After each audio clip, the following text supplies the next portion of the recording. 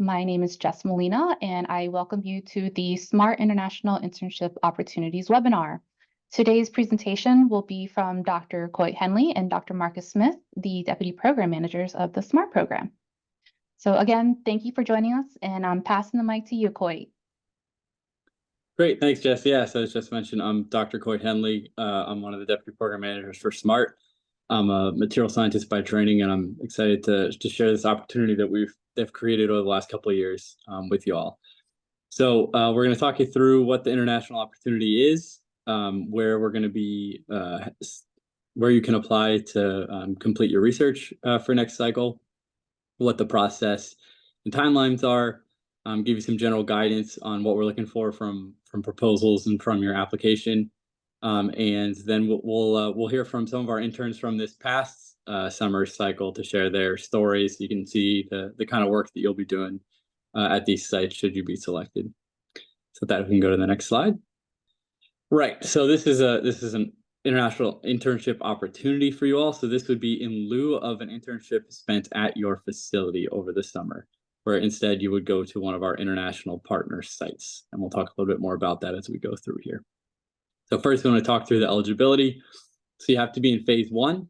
Any phase one, any STEM discipline is eligible for this. The sites that we are partnered with have a wide variety of technical areas they focus in. You have to have completed at least one internship at your facility for this go around. We got some feedback from our international partners and also some internally from our facilities that there's really a lot of value in having scholars go overseas that have some experience and connections at their facility, with the goal from this international opportunity being to really build long-term connections and collaborations between your sponsor facility and your international partner facility. And that's facilitated a lot more easily when those folks completing internships have some experience in a network built up at their sponsoring facility. So like I said, this would be in lieu of your sponsor facility summer internship in 2025 as a scholar. It would be about 10 weeks. You can go a little bit longer depending on the visa requirements for the various sites. It's also a requirement that you have your interim security clearance by the interview phase. So that would be by the end of January. And that is just to ensure there's a smooth transition in getting your documentation for participating in the internship.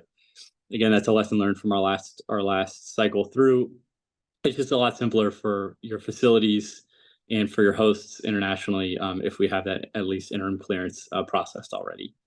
You do not need to know a foreign language to participate. All of these sites work in English as a functional language. Some knowledge in some of the sites is helpful, but it is definitely not required. And that proposal due date, and we'll talk about this again, is November 8th.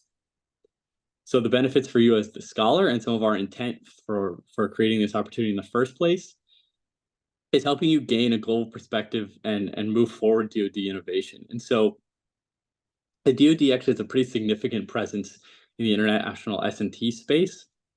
And a lot of our partners are looking to increase their levels of collaboration with us. And so this is a great tool for doing that while also providing you the opportunity to get involved in this innovative space and grow as a scholar into their professional development. So expand your S&T network, DoD and internationally, really get involved with some high-level work going on with our partner sites internationally.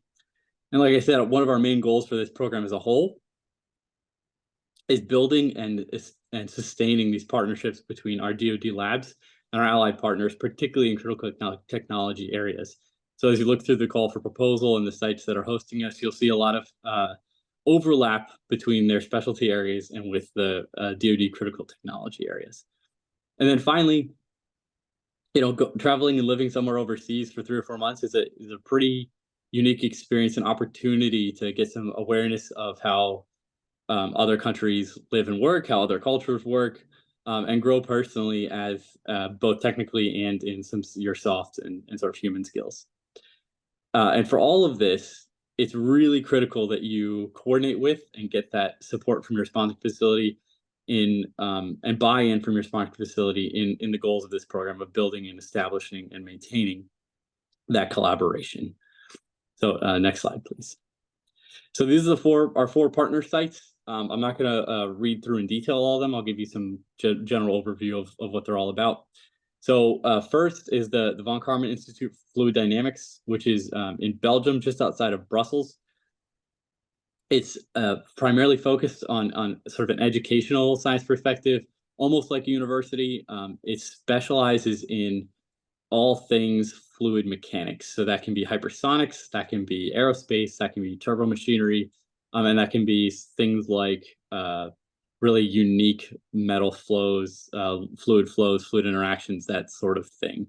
And for all of these sites, including this one, I'll encourage you to go to their websites that we have down there. They talk a lot more in detail about their technical expertise and specialty areas. And then the last one on Karman is just the languages you should be aware of. Like I said, they operate in English, but you'll see in Belgium and Brussels, especially, a lot of Dutch and a lot of French. So if you happen to have some knowledge there, that could be helpful, but it's not required, and you're not evaluated based on your ability to speak a second language. So next up is the NATO Center for Maritime Research and Experimentation. So this is NATO's Navy Research Center. This is based in La Spezia, Italy, which is in the northwest of Italy on the coast. There's obviously, it's Italian and English, and they do all things naval research. So things like oceanography, operational research, engineering, climate research, mine counting measures, submarine warfare, anything you can think of for naval sea systems. But for NATO as a whole, rather than just the U.S. Navy, for those of you that might be tuning in from a Navy site. So it's pretty interesting and broad spectrum of work there. And again, you'll see their website down there. So then the Alan Turing Institute, these next two sites are both in the UK, both in London. The Alan Turing Institute is the UK's National Institute for Data Science and AI. So they do a ton of AI and data work, advanced mathematics, applied math, anything associated with or related to data science from a defense perspective. So they have a significant defense focus and defense work orientation towards developing algorithms, doing research projects, and you'll hear a little bit about all of these from our scholars. And then finally is the ONR London Tech Bridge, which is a joint US Navy Royal Navy collaboration focused on tech development. So this one's a little different. It's definitely less technical. It's focused on sort of a business development and building relationships with early stage technology that's starting to be usable and deployable in mission type situations. So you're going to be doing a lot of tech scouting, a lot of traveling around the UK, meeting different partners that are developing technologies. It's pretty unique and interesting. And I really encourage you to read through what the Tech Bridge's mission is at the website there, and also read through in detail what their description of the positions they're looking for are. Because like I said, that one's a little bit different and a little bit less time in the lab for sure, as opposed to the others. So as we go to the next slide. So this is the application and selection requirements for you. So the key things here, we need to know what your summer break start and end dates are. You should be aware of that too, in terms of coordination and planning with the host site should you be selected. We don't have a strict requirement on exactly when the internship should be completed and end. We want you to work out what the best timing is with your schedule and with your facility, but we want to have that preloaded in so we can share that with facilities when if you're selected to move on to the interview phase. We also need your current unofficial transcript, just again for reference for us, to make sure you're in good standing with the program. And we want to make sure you have an active passport that's valid through at least December 2025. This is with the State Department recommendation that your passport be valid at least 6 months after your any trip you're planning in the near future. So then finally, you need a personal statement from you, the scholar, that talks about your academic background, research areas, and how that aligns with your sponsor facility and with the International Opportunity Facility. So we want here, what we're really looking for here is that you show how this is a good match for your facility and for you to participate in this opportunity, meaning why are you the right person from a technical and research perspective to be the one that's facilitating this collaboration and relationship between your sponsoring facility and the international opportunity.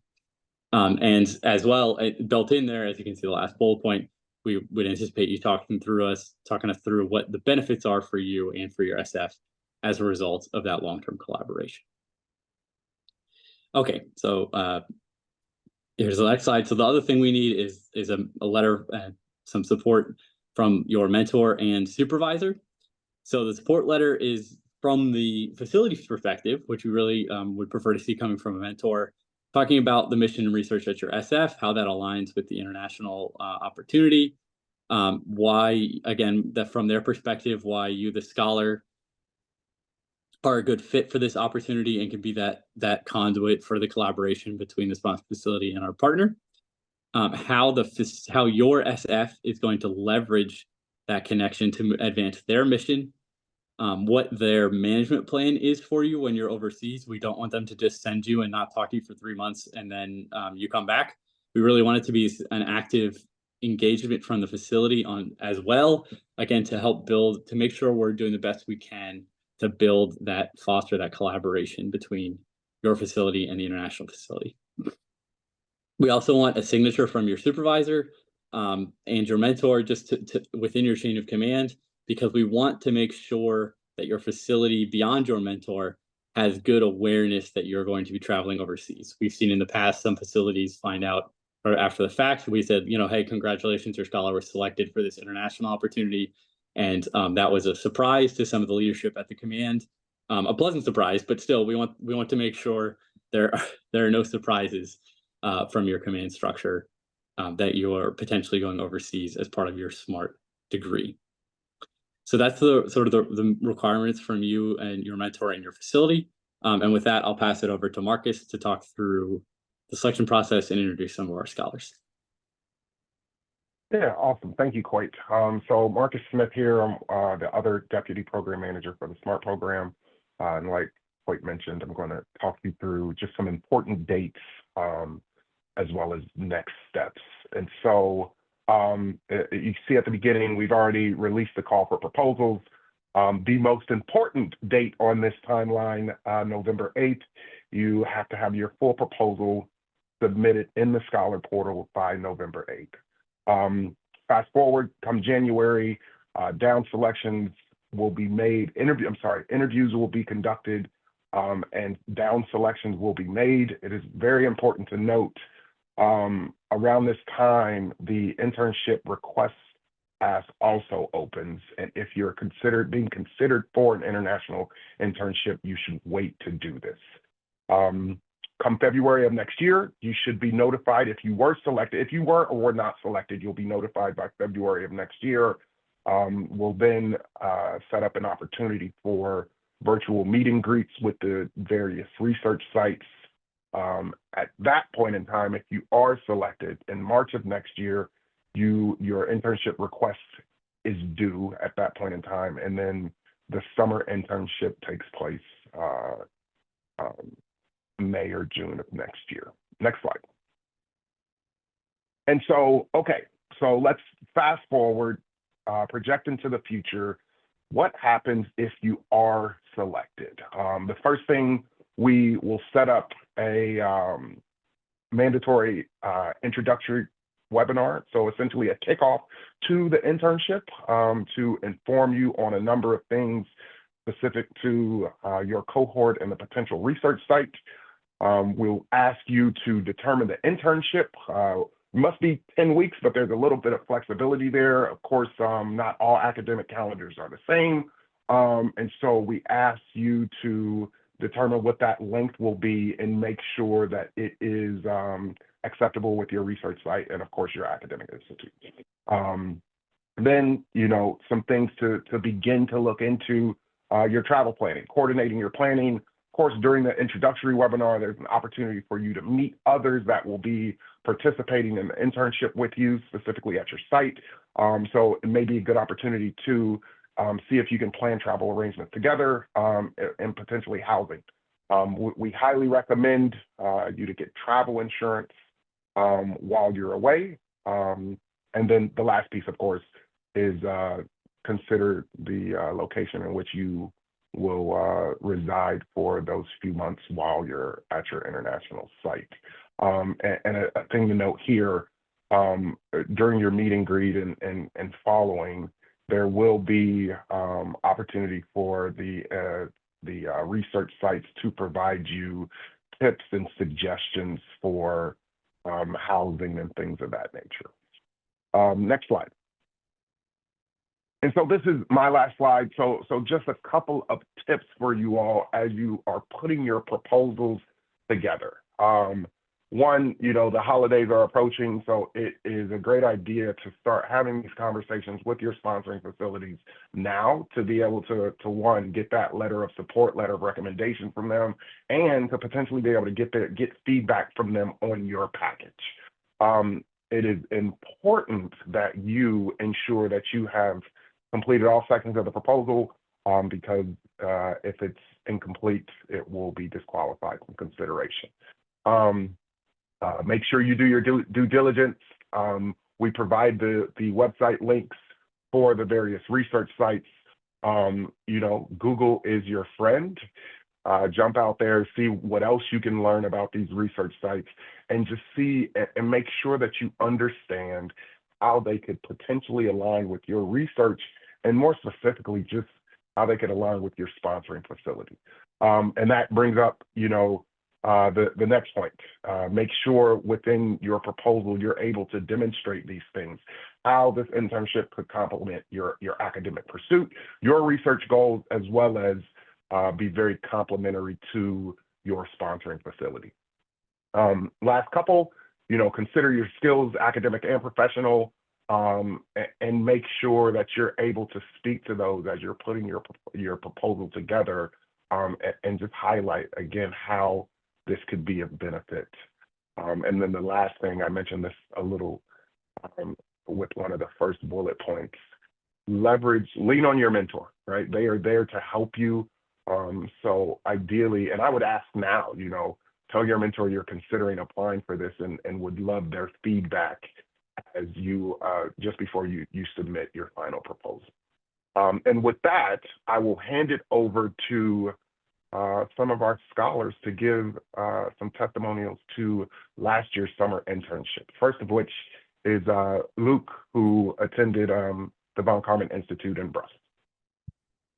Yeah, thanks, Marcus. Hi, everyone. My name is Luke Ford. Just a little bit about me. I'm a senior in mechanical engineering at Purdue University right now in a combined bachelor's and master's program.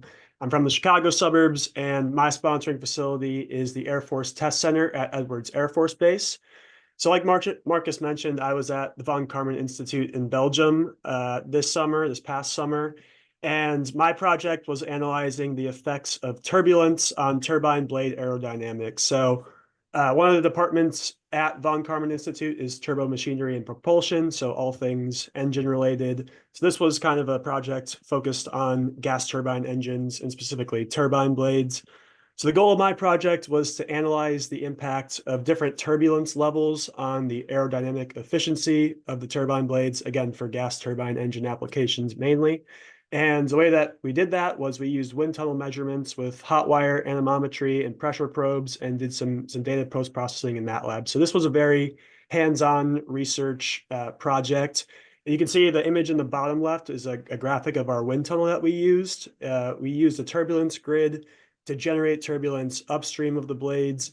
And then we had some different measurement planes where we could make measurements on the blades there. And the images on the right are some images of the different probes we use. So there's a pressure probe at the top where you can make measurements on the pressure field and get some information about the velocity. And then a hot wire probe on the bottom where you can get some high frequency data and get some good information about the flow field there. So when I was looking into the different opportunities, I saw that the Von Karman Institute was really specializing in fluid dynamics and different things related to airplane engines, which is what I do with my research at Purdue. So I thought it was a really good match.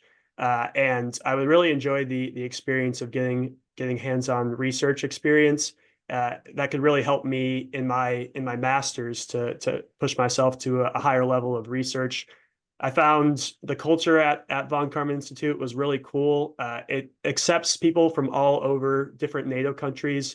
So there are people from all over Europe, lots of different parts of the world. And it was really cool to just get to meet those people and interact with them every day. Like they mentioned, they speak English there as the main language, but lots of people bring in different languages. There are a lot of Italians and French people, so it's cool to just get to meet those people and hear the way that they talk about their backgrounds and the way that they were raised, the way that their schools are in Europe was really cool. And I found the work culture at VKI was really cool, kind of different than the US. They take a lot of like breaks during the day to just, get away and talk about life and things like that. But they all work really hard on their research, and there's a lot of really smart people there. I was working in particular with a PhD student who this was basically his PhD research. So I was able to make contributions to the research that'll go into his ultimate thesis for his PhD. So that was really cool. But overall, a really great experience. Learned a lot about new measurement techniques, as I mentioned here, and just learned a lot more about fluid dynamics in general, which is really, really cool and really applicable for me in my education. So that was my experience at VKI. Thank you, Luke. And next we will hear from Richard, who was able to do his internship at the Alan Turing Institute in London. Hi, I'm Richard Sayanagi, and I'm a PhD student in mathematics at New Mexico State University. My sponsoring facility is the National Geospatial Intelligence Agency in Springfield, Virginia. So my internship, as Marcus said, was at the Alan Turing Institute in London, and I was there along with 3 other SMART scholars. And we were all placed into their Defense AI Research Center, but all of us in different teams. So I work with the team called Vulnerabilities, Deception, and Disinformation. And their focus was on researching possible adversarial attacks to AI systems and machine learning models, as well as assessing the resilience of AI systems against these attacks. My summer project aimed to address the proliferation of deepfakes and manipulated data by using the Bitcoin blockchain for data provenance tracking and authentication. We wanted to be able to detect manipulation of data sets that could be used for machine learning model training, as well as the manipulation of the model weights of the machine learning systems themselves. A group of engineers at the Alan Turing Institute had developed a system called TrustChain, which is a system for decentralized public key infrastructure, and it runs on the Bitcoin blockchain. It's open source software, so anyone can use it. And the public key infrastructure is decentralized in the sense that there is no need to rely on a third party to authenticate identity and the digital certificates that are associated with the public keys. Instead, any community of users can use TrustChain to construct a sort of a digital twin of relationships that already exist in the physical world. And I tried to make something like that for the Department of Defense on the top right there on the slide. And each of these trust networks is associated with a transaction on the Bitcoin blockchain, and a transaction contains a timestamp that's independently verifiable by any user in the trust network. And the timestamp is immutable in the sense that it becomes more and more costly for someone to try and tamper with the history of the blockchain. So in that sense, it provides security in terms of where the data is coming from, who's made changes to the data. And that's how we were able to track some metadata for the data sets. And with this approach, we were able to detect data poisoning and machine learning models as we hoped that we would be able to do. And we're hoping that this result, we can turn this into a conference paper. And as a grad student in math, I really enjoyed seeing how math was used in cryptography. And it was also very interesting to learn about blockchain technology and understand more about how it works. I had a really great time at the Alan Turing Institute. The setup is really nice. If you're into coffee, there are some coffee machines that you can control with iPads. They have free fruits and snacks to fuel you throughout the day. And the teams that we were integrated into, they're very welcoming, very helpful throughout the summer. Very good learning community. We had either a reading session or a coding session every Friday with our groups. And there's also many groups across the Alan Turing Institute where you can just kind of hop in and join their reading sessions. I was part of their Bitcoin reading group, and I actually still attend those even after coming back to the US. And we'd go out to the pub after work every Thursday, and that was a good way to interact with everybody.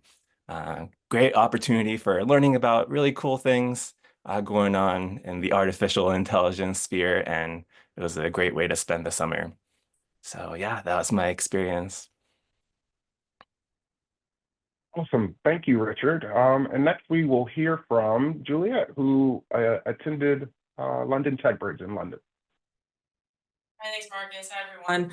My name is Juliet Swinney. I am a fourth-year PhD student in civil engineering at Georgia Tech, and my sponsoring facility is the U.S. Army Engineer Research Development Center. My lab is specifically in Champaign, Illinois, but the major lab is in Vicksburg, Mississippi, the main ERDIC.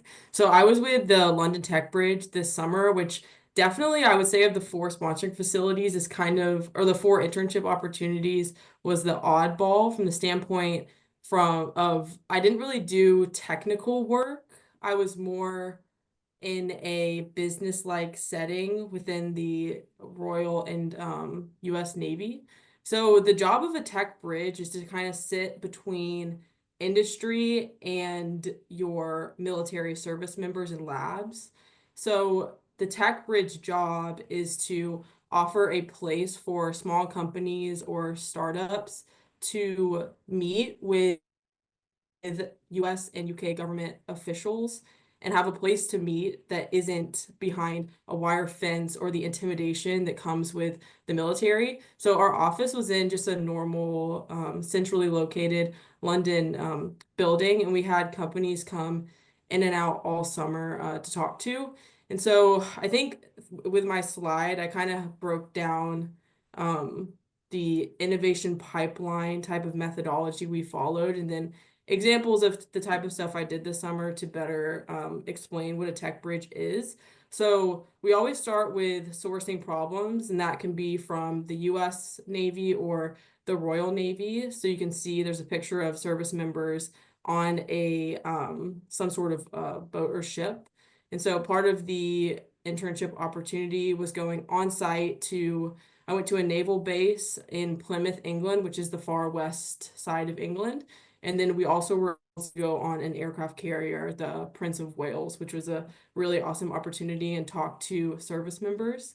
And then the next stage after we source problems is to curate problem statements. So we take the problems that we hear from service members, curate those problem statements or problems into problem statements that can be released to industry in a sort of solicitation.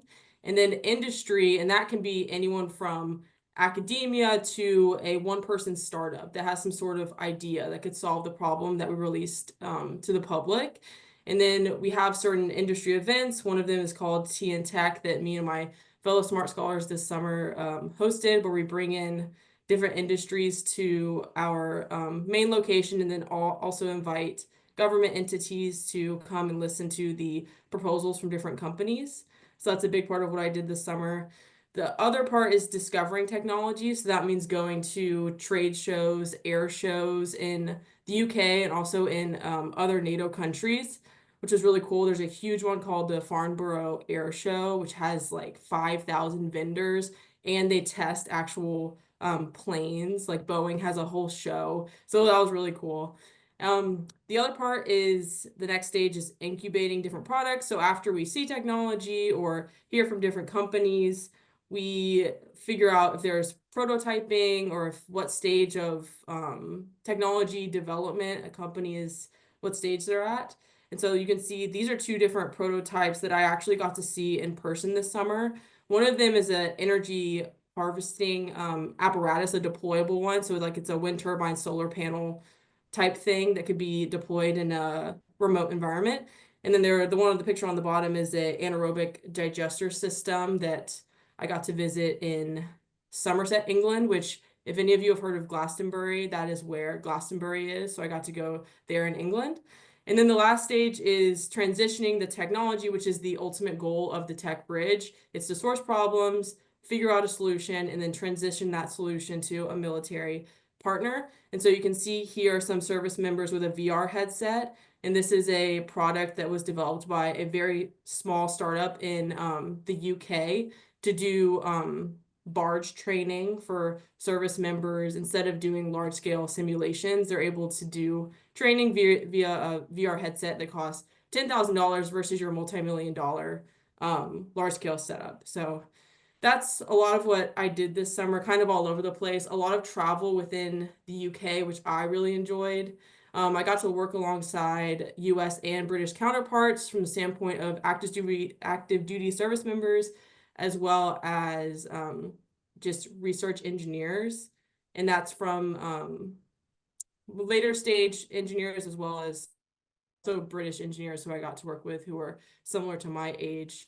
And it was a great opportunity. Very different. I needed a break from my PhD. So this is a great thing. If you need a break from your research, this was an awesome opportunity. And yeah, thanks. Awesome. Thank you, Juliet. And thank you again to all of our scholars for providing the testimonial regarding your internship live this past summer. Next, I will open it up to our audience to see what type of questions that we have that we weren't able to answer during this webinar. All right, so we have a mix of a total mix of questions here. So I'm going to start with some programmatic questions. Coit, can you tell us, does one summer of internship requirement require one summer as a DoD SMART internship, or would other previous internships with the sponsoring facility also qualify? Yeah, so that's a great question. For this cycle, we're requiring that you've completed at least one SMART internship, particularly because we want to make sure you've established that relationship with your designated SMART mentor. I'll say too, we're open to feedback on potentially tweaking the eligibility requirements. This is still a relatively new program for us, so like I said, any feedback's appreciated on that. And but yeah, for this cycle, unfortunately, you have to have had completed one SMART internship. Great. All right, for another question, programmatically, when do the overseas facilities become involved in choosing applicants? Another good I question. can jump in and answer. Yeah, go ahead, Marcus. Go ahead. Sure. So I can jump in and answer this one. If you look at the timeline, and these slides will be shared once the call is done. So around the January timeframe, it mentions scholar interviews, and so the facilities, the internship facilities, are involved in those scholar interviews taking place in January, and they're leaned on pretty heavily to make the final selection. So it is heavy involvement from the internship facilities from the beginning of the process. Great, thank you. All right, so Sarah has a question for Richard. What coding language was used at Allen Turing Institute? I'd say most of us were using Python in one form or another. I think some of us who are more machine learning focused were using PyTorch or PySpark. But let's see, there are other groups within the Institute that were using Rust to make their software. So yeah, mostly Python, but I think there is still a mix of languages that were being used for different purposes. Great, thank you. And also, I guess we weren't expected to know everything about the language before coming in. So I guess that's one thing to mention, that you can learn from other people while you're there if you're not familiar with a particular language that's being used for your project. And that kind of opens up another question to all three of you as scholars that went on this international internship. Did you have any translation issues with your research from doing research here versus doing it overseas at a different facility? Luke, I'll have you go first. Yeah, sure. So I think I work in Zucrow Labs at Purdue, which is a propulsion lab kind of similar to BKI. So it was nice to have that continuity there. But I would say that the translation issues for me was that I was coming on to a project with a fourth-year PhD student, working directly with him, who had been working on turbulence stuff his whole PhD and even before that. And I was just a senior in college that didn't really know much about turbulence. So there was kind of a big learning gap for me there where I had to kind of get up to speed right away to be able to contribute to the project in a meaningful way. But he was very helpful, and there were like I had a professor who was advising me, and then a PhD student, and other people there. Everyone at VKI was so smart. I could just go to lunch and say, "Hey, I'm having this issue with this thing," and someone will be like, "Oh, have you tried this yet?" And I'm like, "Oh, I guess I can try that now."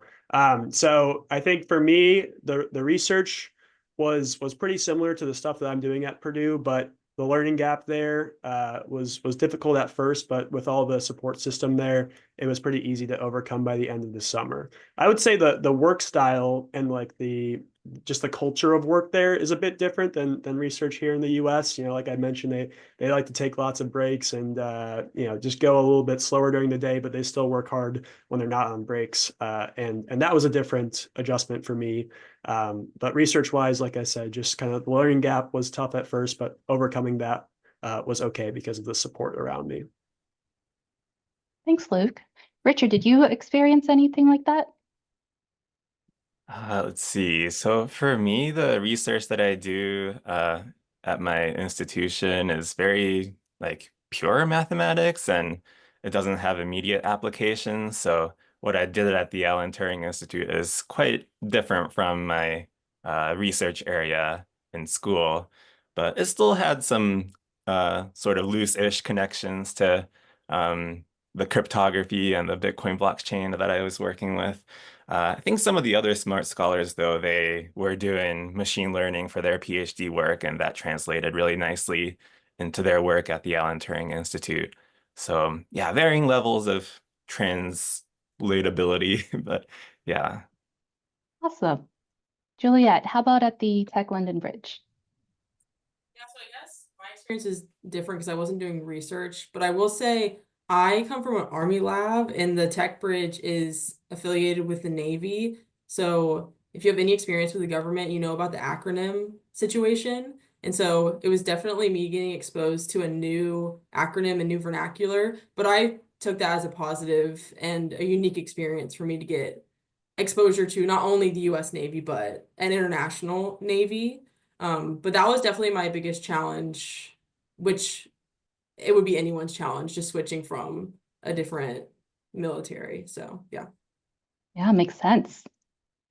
All right, Coit and Marcus, I have a question for you regarding clearances.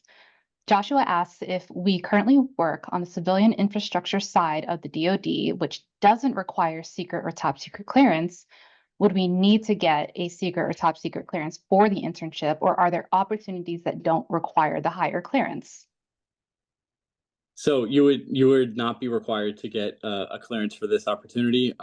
For NATO Center for Maritime Research and Experimentation, if you are selected, there's a baseline clearance level there. So I'd recommend you look at the other opportunities as well, where the clearance isn't strictly required for access to the facility. Great. Now, Alex wants to know if you can apply to more than one facility. So that's a good question. We ask that you pick one and write to that.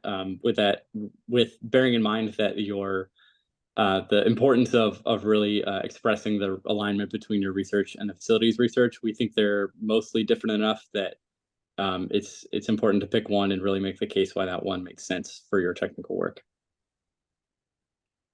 So Richard had mentioned that there were other smart scholars. So Mason wants to know how many smart scholars are sent to each location. Yeah, that's another good question. So it's partly dependent on budget. It's partly dependent on how many scholars our international partners can host. Last year we sent 14 scholars between the 4 sites. So as you can sort of map that out, it's sort of 3 to 5 per, and we would anticipate about that number continuing. Great. I have a question for the scholars. Do you currently keep connections with or do you currently stay in touch with your connections that you've made overseas?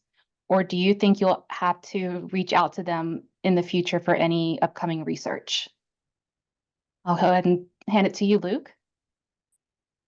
Yeah, so Actually, funny enough, the professor that mentored me at VKI was actually mentored by my professor at Purdue. Because my professor at Purdue used to go to VKI, and that's kind of how I heard about the opportunity in the first place. So they're really good friends. They know each other, and I still keep in touch with them sometimes. And I keep in touch with some of the students that I met there. We have a big group chat, and they like to talk. It's tougher because of the time difference, but yeah, I made a lot of really great friends there, and right now, I'm just doing my research at Purdue, but there may be opportunities for collaboration in the future because we already have those great connections within our lab with my professor and the professor I had at VKI. So that's really cool.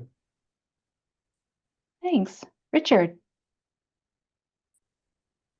Yeah, so the team that I work with, they're talking about making a conference paper out of the summer project that I did. So yeah, there's some ongoing collaboration still.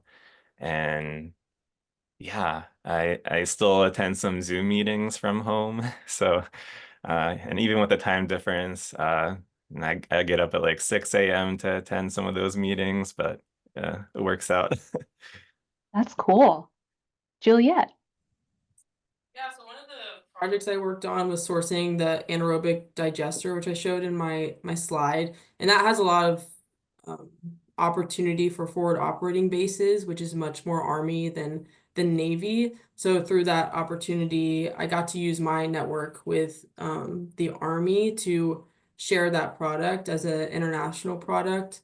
And they're writing a proposal for a foreign cooperative test between the UK and the US Army. So I'm continuing that work, which is definitely outside of my graduate research, but it's something that I hope to pursue when I start working for my sponsoring facility. So it's been a really good avenue to even meet more people within my sponsoring facility in the US through my project with the Tech Bridge. So yes, definitely stay in touch. That's cool. All right, Nicolette has a question, and I think this is good for Coit and Marcus. How were the international facilities chosen by the DoD SMART program, and were they existing relationships? Yeah, that's a really good question. So the Von Karman Institute was an existing relationship through OUSD's International Program Office, and from there we've built the relationships sort of ad hoc, I would say, through connections with our DoD international presence. For some additional background, all three of the services have international offices that manage S&T portfolios where they have direct investments in universities and researchers and basic research all over the world, actually. But obviously, we're very Europe focused at the moment. So through those offices, we talk to them about sites and facilities that might be interested in partnering with us, hosting scholars in these critical technology areas. And these are the ones that we've got so far. I'll add too that we're looking to expand. We're always open to have conversations with our partners internationally about other opportunities. So we're in discussions right now with a couple of other sites for potentially adding them for the summer 26 cycle. So more to come there. Awesome. All right, so this question, I'm going to kick it off to Marcus and Coit, and then if it's different for the scholars, I'd love to hear what they had to say. But an anonymous attendee asks, do you get to choose the project you work on the base, or are you just assigned a project? See, Marcus or Coit, do you have an answer for that before I ask the scholars? Yeah, I'm happy to kick that off, and then we'll definitely go to the scholars for that. The expectation from SMART side is that you'd be working on a project that is likely already ongoing, so you have some mentorship there and can contribute to some work that's already active, but also that it would be catered to you, to your technical expertise and area to the extent that is possible. And a key part of that is after you're selected, if you're selected over the winter. We encourage you and your facility to start having conversations as soon as possible about coordinating timing and what the project is going to look like and what project we'll be working on. Great. So Luke, I'm going to ask you first. Did you get to choose a project you worked on, or were you assigned a project? Yeah, I can jump in. So I think I was assigned or proposed a project, but the way that I was able to like kind of figure it out on my end, what I wanted to do was when I did my interview with VKI, they had the 3 department heads from each of the departments there. So there was the turbo machinery and propulsion department, the aeronautics and aerospace, and then the environmental and applied fluid dynamics. So they were all in my interview when I interviewed for VKI, and they were asking me questions about what my research interests are, where I could see myself fitting in at VKI. And I think from that interview process, they were able to get a little bit more about what I would want to work on at VKI and where I would be able to make a good impact. So they helped me through that interview process to kind of figure out where I would fit in at VKI, and then they proposed a project to me from there, and I was able to work on that. So it worked out really nicely. Richard. I think similarly to Luke, I think I was kind of assigned a project, but sort of that matching process between the scholars and the projects it started with those interviews. They asked us about our interests, and I also met with my team a couple of times before going over to London to sort of work out the details of what the project would look like. So yeah, I guess I was kind of assigned an area to work in, but within that area, sort of fine-tuning based on my interests. Awesome. Juliet.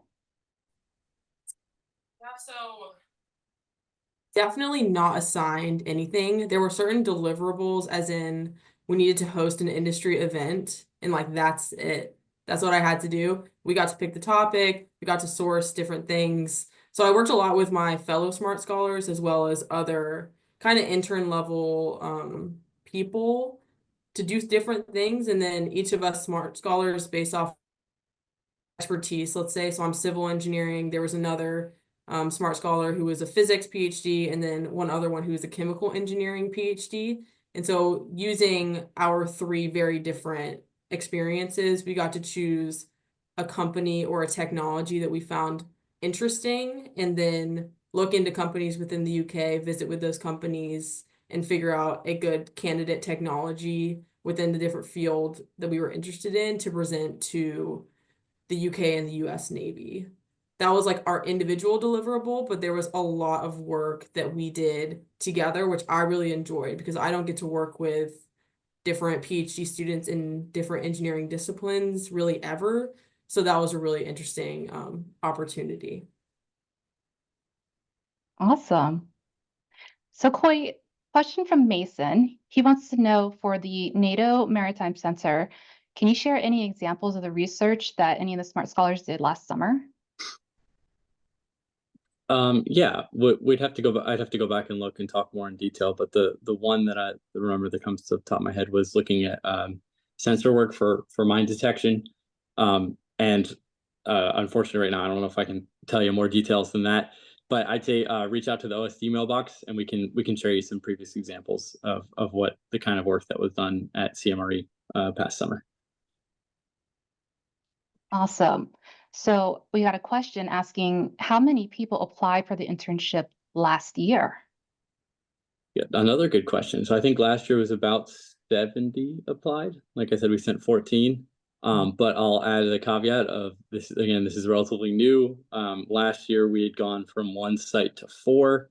So we originally were just with VKI, and in the first cycle we did this. Last year we had this set of 4 that we're sticking with this year. So I don't really know how many people are going to apply this cycle, but last year it was about 70. Great. So Joshua is asking about the proposal that we have to write up. Would you prefer that the scholar focus solely on experience with the SMART sponsoring facility, or should we also include relevant technical internships or work experience? Yeah, definitely include whatever your technical experience is as a whole. Obviously, we value your experience that you've had at your facility, but in terms of making a good match and creating a good experience for you and for our international partners, please tell us about the whole of your technical background and how that lines up for the facilities, what your SF's facility mission is, and the international partner. Awesome. So Trevor wants to know if retention scholars need to fulfill that same internship requirement as recruitment scholars since they've already worked for their SF. That's a great question. And yeah, we've gotten that question separately in an email too. Yeah, for this cycle, we're gonna stick to the requirement that you complete an internship first. But like I said earlier, we're considering changes to our requirements for future cycles with that in mind, with our retention scholars in mind. So yeah, unfortunately, I have to have an internship on your record this go around. Great. So a question from Brian is, what is the typical degree of a SMART scholar at the Alan Turing Institute? That's a good question. So we've done it once. But they have told us that they are open to all degree levels, bachelor's, master's, and PhD. This past cycle, they selected, I believe, only master's and PhD students, but they have been very clear with us that they're open to all. They're just looking for the right candidate to match their ongoing projects and research interests. There was another question about, they saw that Juliet and Richard were PhD students. Are there more opportunities for bachelor students at any particular international internship location? That's another really good question. So we've heard from all of our host facilities that they are interested in and open to hosting bachelor's, master's, and PhDs, all degree levels. Great. And I think this is a really good question for all of you. Were you able to find time to travel around Europe while doing the internship? So Coy, I know you've made your rounds to the different locations, so I guess that counts, but were you able to get any other travel in? It does count. Yeah. So we've had the opportunity the last couple of years to visit our new and existing partners and go around. We've created some opportunities in parallel while we were visiting there for the scholars to go visit NATO headquarters, get some interaction with our State Department partners that do straight diplomacy and also scientific diplomacy as part of their mission. And so I did not branch out much beyond exploring sort of the areas we were already in London and Brussels. But I'll defer to the scholars who had much more time for that sort of thing. Yeah, I'm gonna go backwards. Juliet, did you get to travel around Europe? So with the London Tech Bridge, part of the job is really traveling around England, which I thought was really cool. I think at the end of the summer, we made a map, me and my fellow 3 SMART scholars, of all the places we went, and it was just like dense all over England. And then personally, during the summer, I visited Scotland. But then after my internship was over, I traveled a ton. I traveled for a month after and then came back to the US. But I know other SMART scholars traveled like every weekend during the summer, which I thought was awesome. I just kind of waited till the end.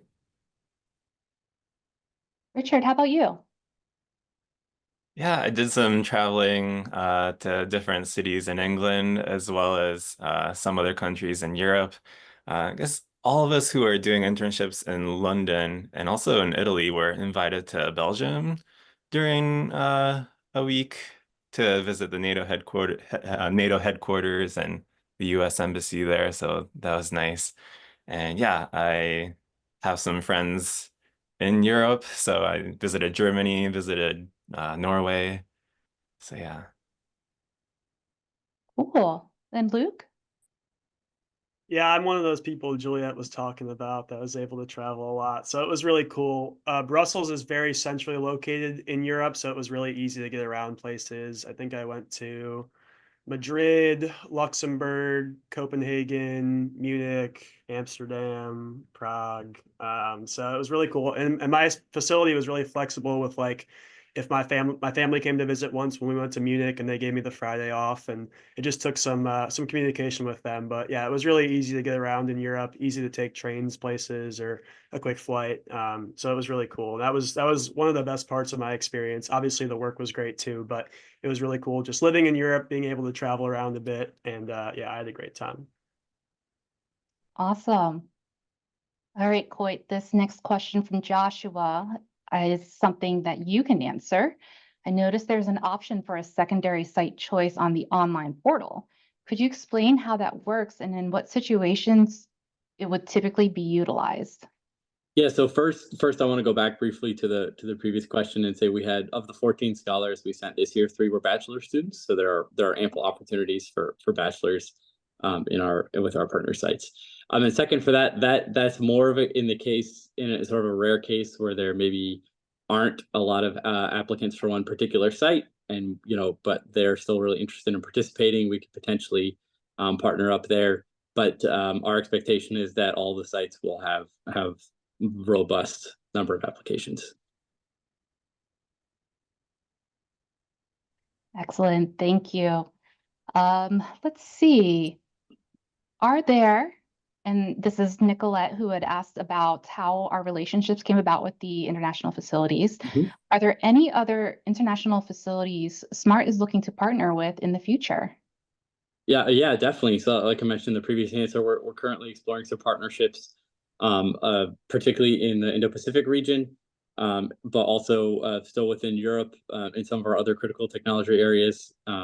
So those conversations are ongoing. I'd be happy to chat if you have ideas as well. Just send us a note at the OSD box, and we can definitely have a conversation about where our current status, for what options we're exploring, and any thoughts you might have on where we should look.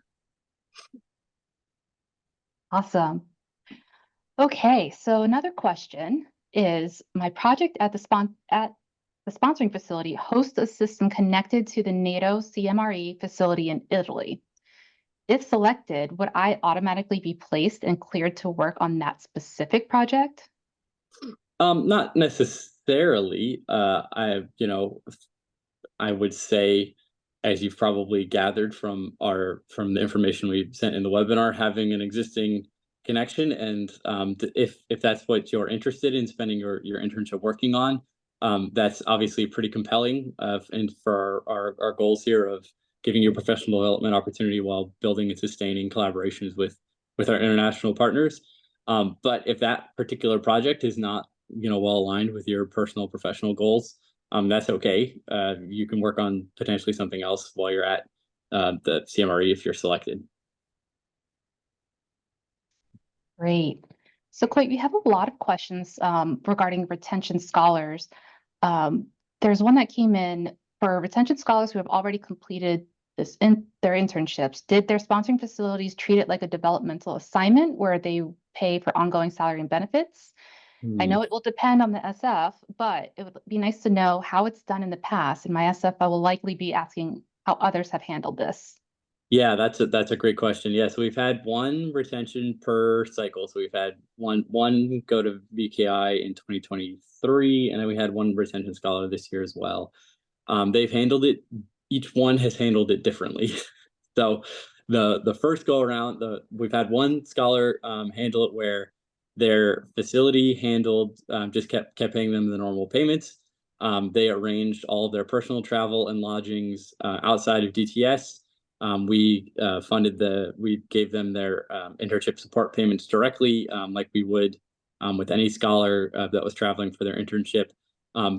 For your information, by the way, that internship support payment is per diemed based on the site that you're located at. So it's going to vary depending on what the given per diem rate is for each of the cities you'd be mostly located in. So it's obviously London's very expensive, so that internship support payment there is higher than La Spezia, which is significantly lower cost of living. So like I said, so we've had cases where the scholar informed the facility of their travel plans, but handled all the travel plans personally outside of DTS. And we also had our scholar this past cycle that did everything in DTS, super by the book, through their travel office, travel official, security office. So it really depends on how your local security, HR, and travel offices want to handle, are willing and able to handle your international overseas travel. It's going to vary by facility as to what their comfort level is and what their expected process is for handling that. But those are 2 examples there, so I hope that's helpful. So another retention scholar question would be, for those RT scholars who are pursuing a master's and will graduate before the summer of 2026, does that mean that they will not have the opportunity to apply for this internship experience? Unfortunately, you have to have had at least one internship through the SMART program to be eligible for this application cycle. like I said, any feedback you have is welcome. Send us a note at the OSD box on potential changes we should consider for future cycles. Got it. All right, last retention question for this round. The clarification came from an anonymous attendee asking, did the retention scholars still get their regular paycheck from their sponsoring facilities? Yes, sorry if I didn't make that clear. Yes, yeah. So nothing changed about their employment status. All of the paperwork and things to get approved to work at the international site. They ran through their local HR to make sure that they were okay to sign them and work through, but they received their normal salary or internship support payment statement, whichever is relevant for those two different cases I told you. Cool. All right, I'm going to swing a couple. Actually, I got a good question for the scholars here. How was your transition to a different culture when you got there? And did you have any other resources outside of SMART that you'd like to share? And I'm going to start with Richard. Let's see. Well, there's no language barrier, so that transition was kind of not too difficult. Although I guess they do like greet people differently, and like you have to like answer questions in sort of a different way. So there's a bit of a cultural adjustment, but yeah, people are generally nice, and I didn't have too much trouble. Let's see, what was the second part of the question? Sorry. Yeah, no problem. Did you have any resources outside of SMART to help you prepare for your travels? Mm, not that I can think of immediately. Maybe there are some websites where I looked for housing, and I guess some of those websites are like UK centered, so those might be good to share with people who are trying to do an internship in London. Cool. Juliet, how about you? Did you have any surprises or anything that was really different? And also, do you have any resources you'd like to share? Yeah, I agree with Richard because I was also in London. Not a huge culture change there. I mean, it is different, but it's like any major US city. I think it's comparable to New York City. So if you're not used to that and like the noise and the busyness, I would say that's the biggest difference, but comparable to US city. Definitely housing. I would, if you get the internship, ask the people you're working with if you have an idea of like the type of neighborhood you would like to live in, or like they can even describe specifically in London what the different neighborhoods are like, so you can figure out if you want something more quiet, more busy. Like all these options are available in London. So I would definitely lean on whatever organization you're working with because they are very well versed. They're either British or they're Americans who have lived there for a long time.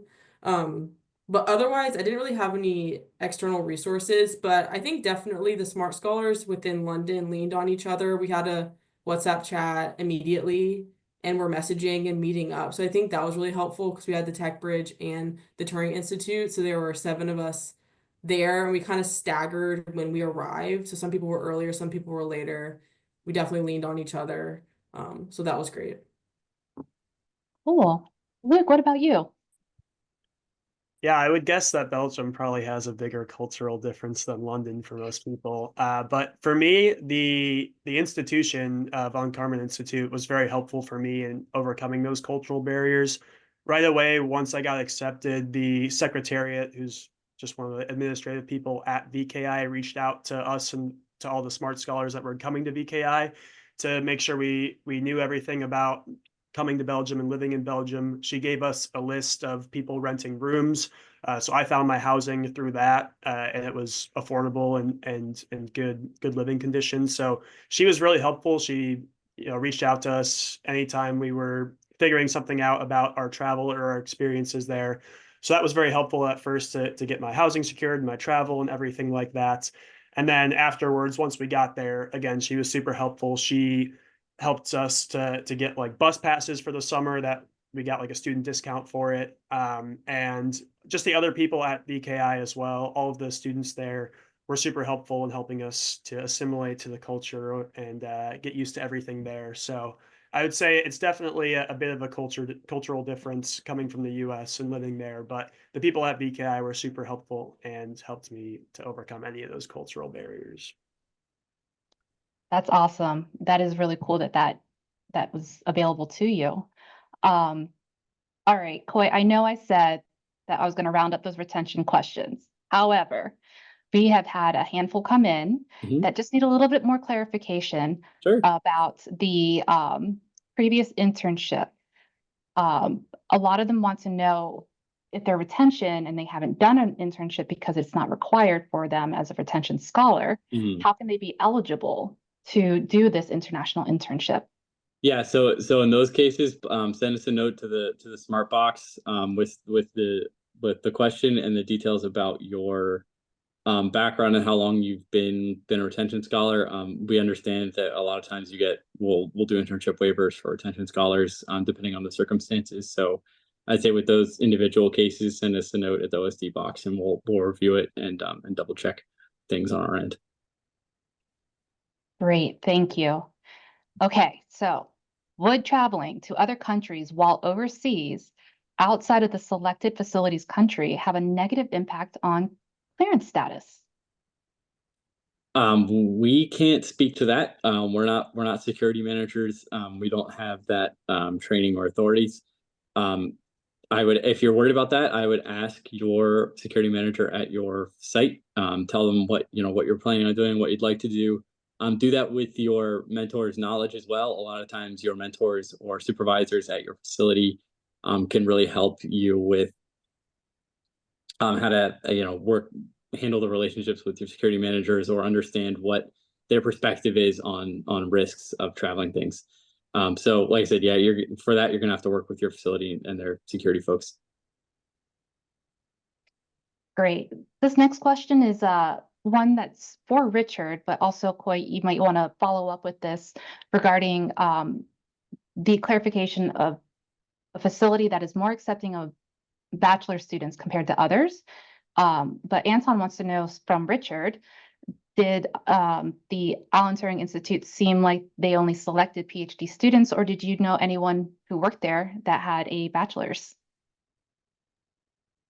Yeah, you're correct that all the SMART scholars for this past summer were PhD students, but there were a ton of people at the Alan Turing Institute who just had a bachelor's and were working there. Also, we had, separate from the SMART internship, other internship programs within the Alan Turing Institute that had undergraduate students. So undergraduate students from different universities in the UK coming to work with our teams at the Alan Turing Institute. So yeah, definitely opportunities for bachelor students to work there over the summer. Yeah, and I'll just foot stop that. Yeah, they've been very emphatic with us, the team there, that they're very much interested and open to having bachelor students participate there. Just didn't work out this past cycle for for whatever reason with the pool of applicants and projects they have available. And I wanted to go back briefly to that to the question of the internship waivers. If you've had an internship waiver approved and are considering this opportunity, again, send us a note at the OSD box so we can review that and confirm or and double check whether or not you'd be eligible for this based on that case. And Coy, while we have this recorded, can you share that email address with us? Off the top of my head, no. Hold on. osd.smart@mail.mil. Perfect. Thank you. You're welcome.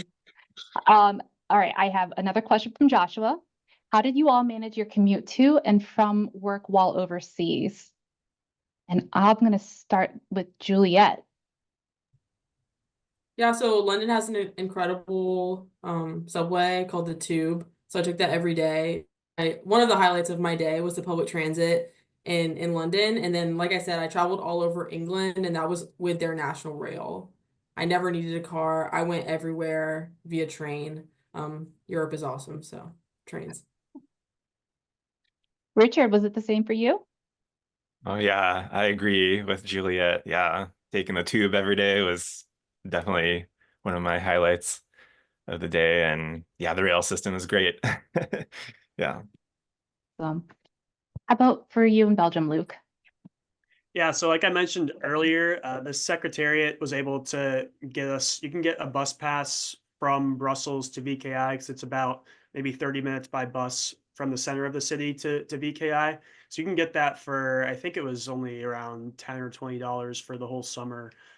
So I had a bus pass that I would use sometimes. I lived about 20 minutes away, so kind of in between VKI and Brussels.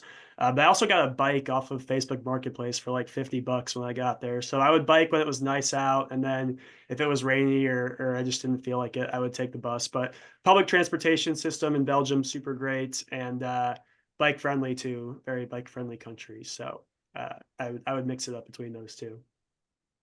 That's cool. Koi, question for you. Do facilities tend to prefer the same SMART scholars from summer to summer since they already have experience at their facility?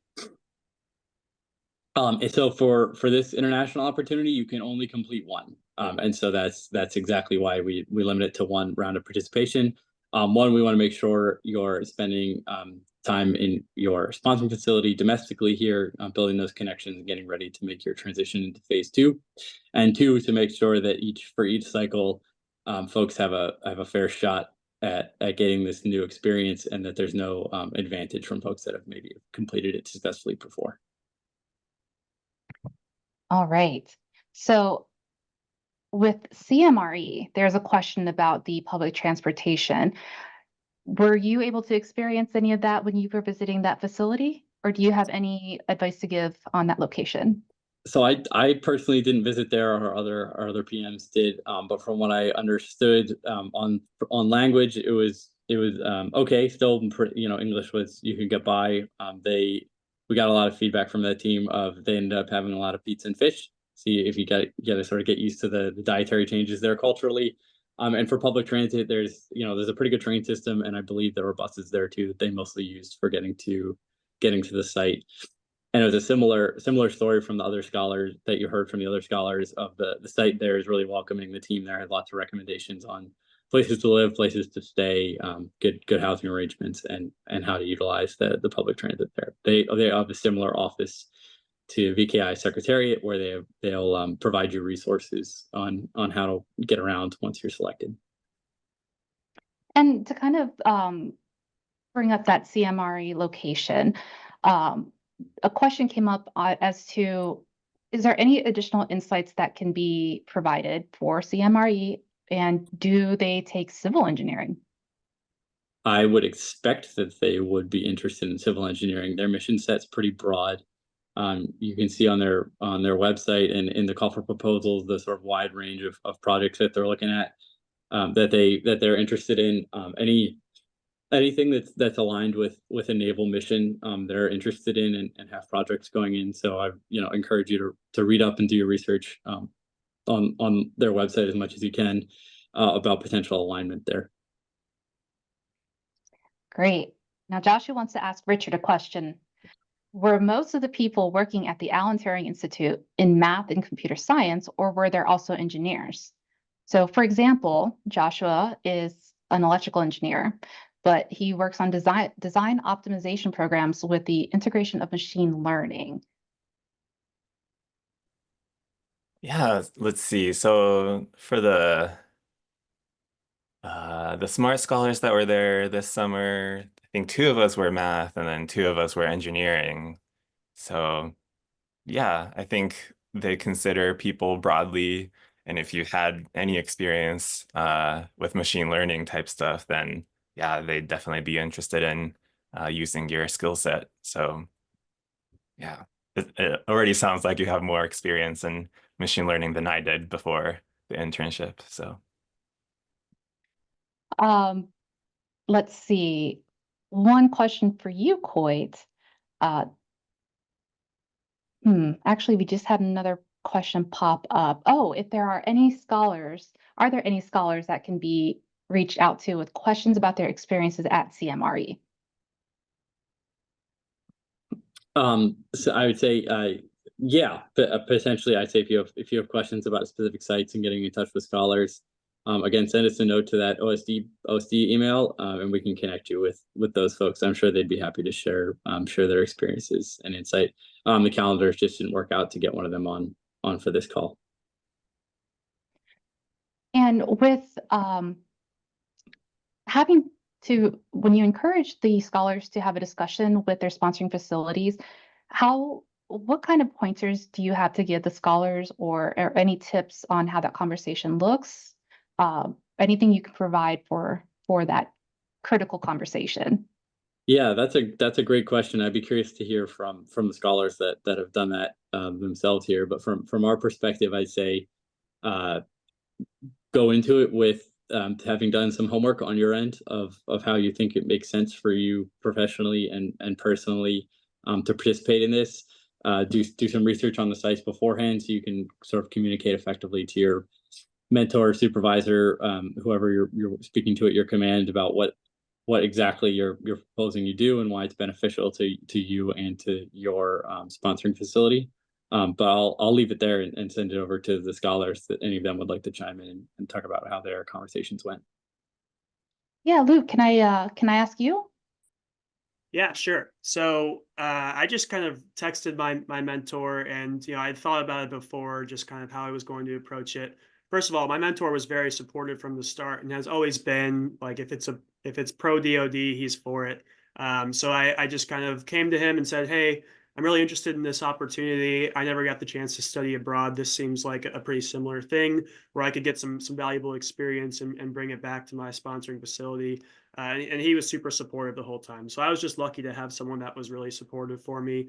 But again, I just kind of brought the same things to him that I wrote in my proposal on just like how this could benefit our facility in the U.S. and how it could benefit me as a member of the team in the future. And once I brought up all those points, he was super supportive, and he was really, really great. Wrote me a great recommendation letter, and yeah, it was great. Or a great proposal on his end too. So he was very supportive. Awesome. Juliet, what did that conversation look like for you? Yeah, I definitely have a similar story to Luke. Very supportive mentor. And I definitely came into the Oh, might have. mentor. Oh, there you are. You're good, Juliet. Oh, sorry. Should I repeat? Yeah, let's go ahead and start from the beginning. Okay. Yeah, so my experience was very similar to Luke, where I have a very supportive mentor. I brought the opportunity to him super early, so I would recommend that. Like, the earlier you can bring it in front of your mentor, the better. But it's mostly, how is it going to benefit me as a future DoD engineer, as well as my sponsoring facility. So with the Tech Bridge, I'm going to complete my PhD and then go and be a research engineer in a DoD lab. And so I have a lot of experience with research, but I don't have as much experience with being more of a forward-facing government official and interacting and communicating with like language in the form of writing or talking to technical and non-technical audiences. And so that's why I felt like the London Tech Bridge would help advance me as a future DoD engineer. And that's exactly what I presented to my mentor. He agreed, and then we move forward. And Richard. I'd say my story is very similar to Luke and Juliet as well. My mentor is very, very supportive of this international internship opportunity. And yeah, we looked at some of the ongoing projects at the Alan Turing Institute, see how those projects might fit in with some of the ongoing stuff at my sponsoring facility. And yeah, I would also recommend bring it up with your mentor early in the process so you can talk over and discuss some of the maybe possible projects that you might include in your proposal. And just, having had one internship at my sponsoring facility was also helpful for me in sort of working out what the overlap might be between the mission of the sponsoring facility and projects at the Alan Turing Institute. And yeah, my mentor also visited London during my internship as well. So Oh, hoping that collaboration will continue. great. Thank you. All right, Coit, Nicolette wants to know, for international facilities, if a clearance is required, it seems that our scholars, U.S. clearance, would have reciprocity over in that partner country. The scholar would not have to get a security clearance for that country. Is that correct? That is correct. So for NATO CMRE in particular, where that's most relevant, yeah, you have to file a request with your security manager to send the cert over to be NATO equivalent, and there might be like one training you have to do to get it to stick and transfer over. But yes, it's very straightforward. It is essentially reciprocity. Awesome. So with Sarah, she wants to know if she can supplement her application with a letter of recommendation from her dissertation advisor, who is different from her SF mentor. That is a good question. So I would say our only requirement is the letter from the mentor and the signed notice from the supervisor that they have awareness of the opportunity, and the letter from the scholar. Just for the purposes of a review, we're trying to keep it short enough that our reviewers are able to review quickly. So you can submit it if you want, but it wouldn't play into our evaluation, right? We have the evaluation plan set up already for reviewing based on the contents that we have required. So you're welcome to submit it, of course, but it won't be considered in the formal evaluation process. Good to know. All right, should the proposal from Carissa, should the proposal include a specific research topic at the international facility that we feel we could contribute effectively to, or should we focus more broadly on the alignment of research topics between our facility and the international facility and leave a specific project for the interview phase? Yeah, that's a really good question. I'd focus more on, I would say and recommend that you focus more on the broader mission alignments between the two in the technical spaces. You can mention a particular project if that's something that's particularly interesting to you. That can help make your case, right? You have an example of a project that lines up particularly well with your expertise and research background as part of that larger narrative, right? So the overall emphasis might be on that technical alignment, but if you have some specific examples, that can help make your case for sure. Great. So let's see, most of our questions have been answered, and I want to throw out there to our scholars and to Coit, is there anything that you want to share regarding your internship experience abroad, or Coit, do you have any advice that you'd like to leave everybody with? I'll send to the scholars first, and then I'll be available to wrap up any last questions folks have and send us away. Great. Luke, let's start with you. Yeah, I think I've talked about a lot of the different benefits that I've gotten out of the international experience, but I would just say overall it was a wonderful experience. It's really cool.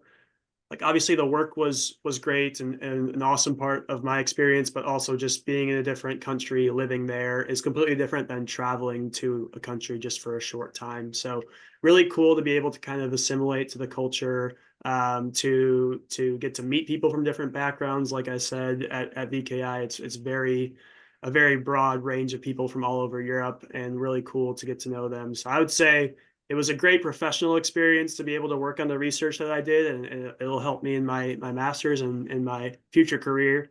But really one of the biggest benefits for me was just the experience of being in a different country and living there. So I thought it was all around a really great experience, and would definitely do it again if I could, but can't. All right, Richard, do you want to share? Sure, yeah. I would also say that if I could do it again, I definitely would. And yeah, it was a great opportunity to learn about lots of interesting things. And the Alan Turing Institute is also a very international community. So being able to meet people from all over the world and work with them, that was wonderful. Cool. And Juliet? I'll be the third to say that I would do it again in a heartbeat if I could. Yeah, just echo what they're saying. Definitely the opportunity to live in a different country and then further work in a different country and interact with people with different cultures is something I will cherish probably for the rest of my life. And also, there are a lot of opportunities as a full-time DoD employee to go overseas. And that's something that I got to talk to people who were overseas with the Army and the Navy. I got to talk to them about that and their role from probably being in a lab to transitioning to more of a diplomatic role in DC and then going abroad. So I also learned about other career opportunities within the US DoD that I don't know if I would have been exposed to. So I thought that was super valuable too.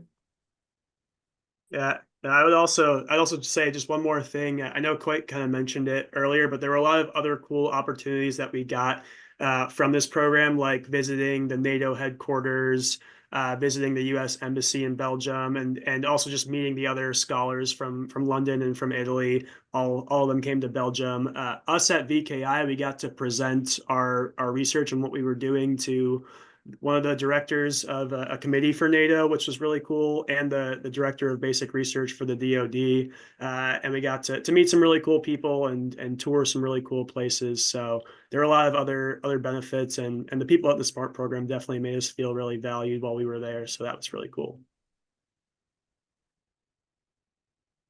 Yeah, so thank you all for that. Yeah, so I'll just last words as we wrap up here. First, thanks, scholars, for all of your time answering the questions and describing your experience. Obviously, we're glad to hear it's positive, and we're optimistic as we go forward. We can continue to create positive experiences for folks. Yeah, last bit of advice, I'd say put the work in early and often, like I've emphasized a few times here. Of do your research, have those conversations with your mentors and contacts at your facility.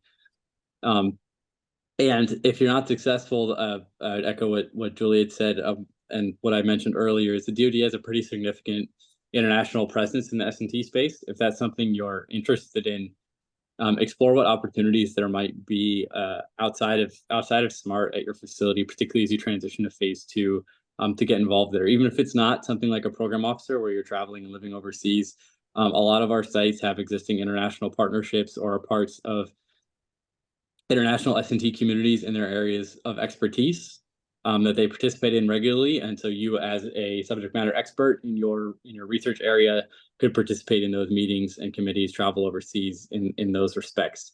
And for those of you that are selected for this and continue, one of our hopes for this as part of a sustained collaboration is you continue to maintain those relationships with the site. Hopefully, once you're a DoD employee, get visits over there or do exchange visits on projects, or interact with folks at meetings and conferences as it makes sense as you go forward in your career. And to everybody else who's working on an application, let's say good luck. Looking forward to seeing your applications and working with whoever we're selected for the next cohort. And I'll send it back to Jess to close it out. Great. Thank you so much, Coy. And really, thank you so much to the scholars for sharing their international internship experience. It's always great to hear from you firsthand. And I want to relay the email address for any questions. If we didn't get to your question today, or you have any other questions even after this presentation, you can email osd.smart@mail.mil. Again, that's osd.smart@mail.mil. And a copy of this recording will be sent out to all those who registered for this webinar. And with that, I'd like to wish everyone a good day and thank you for joining.